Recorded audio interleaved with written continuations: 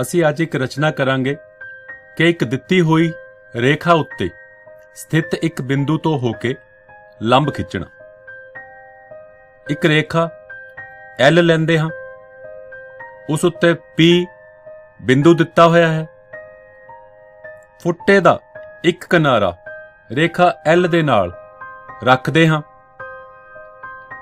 ਇੱਕ set Square ਨੂੰ ਰੇਖਾ L ਉੱਤੇ ਇਸ ਤਰ੍ਹਾਂ ਰੱਖਦੇ ਹਾਂ ਕਿ ਉਸ ਦਾ ਸਮਕੋਣ ਬਣਾਉਣ ਵਾਲਾ ਕਿਨਾਰਾ ਫੁੱਟੇ ਦੇ ਉਸ ਕਿਨਾਰੇ ਨਾਲ ਲੱਗੇ ਜਿਹੜਾ ਰੇਖਾ L ਦੇ ਨਾਲ ਲੱਗਾ ਹੋਇਆ ਹੈ, ਅਤੇ ਸੈੱਟ ਸਕੁਆਇਰ ਦਾ ਸਮਕੋਣ ਵਾਲਾ ਕੋਣ ਵੀ ਫੁੱਟੇ ਨੂੰ ਸਪਰਸ਼ ਕਰੇ।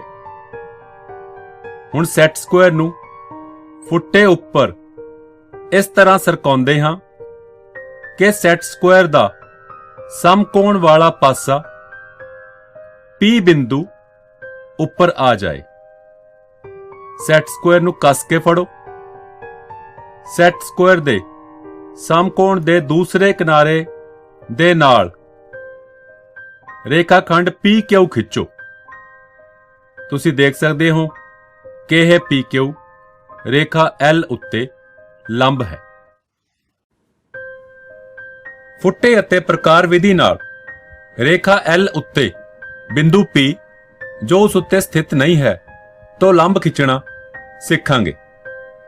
ਰੇਖਾ L ਲੈਂਦੇ ਹਾਂ ਅਤੇ ਇੱਕ ਬਿੰਦੂ P ਜੋ ਰੇਖਾ ਉੱਤੇ ਸਥਿਤ ਨਹੀਂ ਹੈ ਲੈਂਦੇ ਹਾਂ।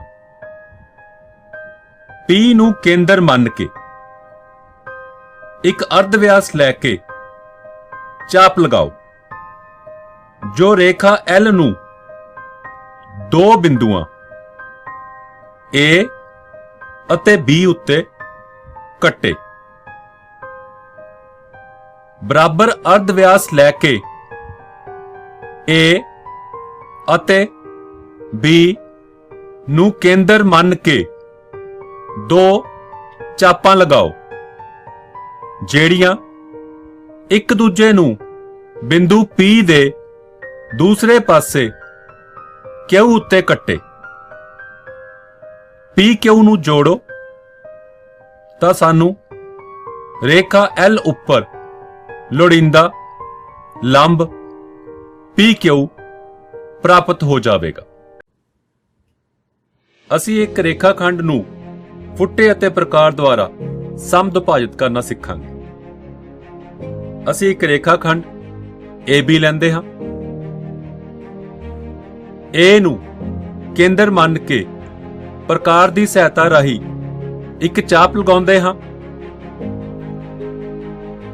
ਇਸ ਚਾਪ ਦਾ ਅਰਧ ਵਿਆਸ AB ਦੇ ਅੱਧ ਤੋਂ ਜ਼ਿਆਦਾ ਹੋਣਾ ਚਾਹੀਦਾ ਹੈ।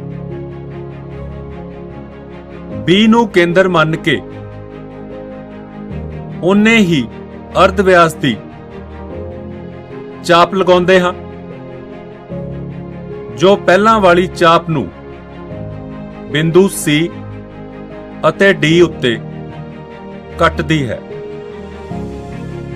C ਅਤੇ D ਨੂੰ ਮਿਲਾਉਂਦੇ ਹਾਂ।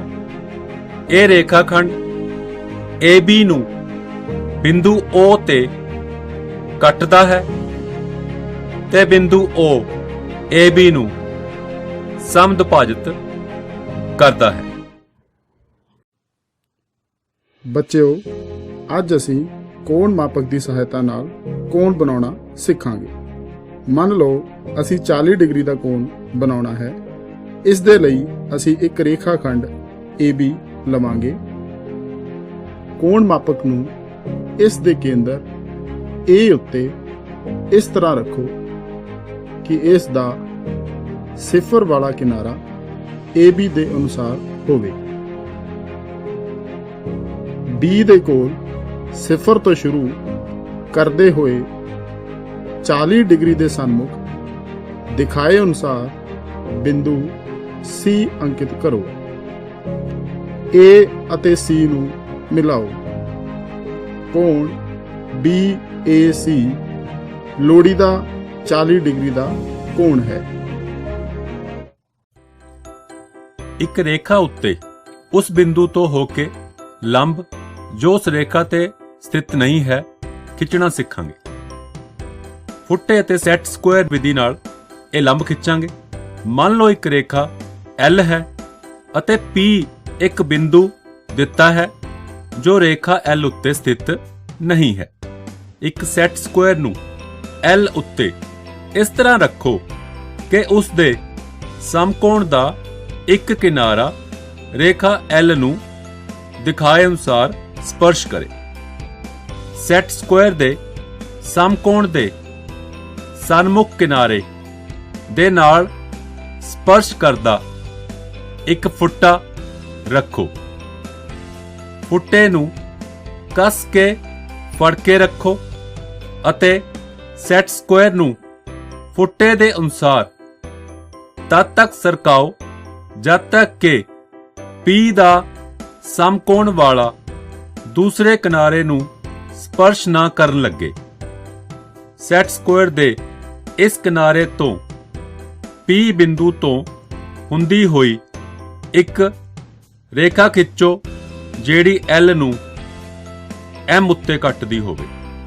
ਤਾਂ ਇਹ ਹੁਣ ਜਿਹੜੀ ਰੇਖਾ ਪ੍ਰਾਪਤ ਹੋਈ ਹੈ ਇਹ L ਨੂੰ ਲੰਬ ਹੈ ਅਤੇ ਬਿੰਦੂ P ਦੇ ਵਿੱਚੋਂ ਹੋ ਕੇ ਲੰਘਦੀ ਹੈ। ਅਸੀਂ ਫੁੱਟੇ ਅਤੇ ਪ੍ਰਕਾਰ ਦੀ ਮਦਦ ਨਾਲ ਰੇਖਾ ਉੱਪਰ ਸਥਿਤ ਬਿੰਦੂ ਤੇ ਲੰਬ ਖਿੱਚਣਾ ਸਿੱਖਾਂਗੇ। ਇੱਕ ਰੇਖਾ L ਲੈਂਦੇ ਹਾਂ, ਉਸ ਉੱਤੇ ਬਿੰਦੂ P ਦਿੱਤਾ ਹੋਇਆ ਹੈ। P ਨੂੰ ਕੇਂਦਰ ਮੰਨ ਕੇ ਇੱਕ ਅਰਧ ਵਿਆਸ ਲੈ ਕੇ ਚਾਪ ਲਗਾਓ ਜੋ ਰੇਖਾ L ਨੂੰ ਦੋ ਬਿੰਦੂਆਂ A ਅਤੇ B ਉੱਪਰ ਕੱਟੇ।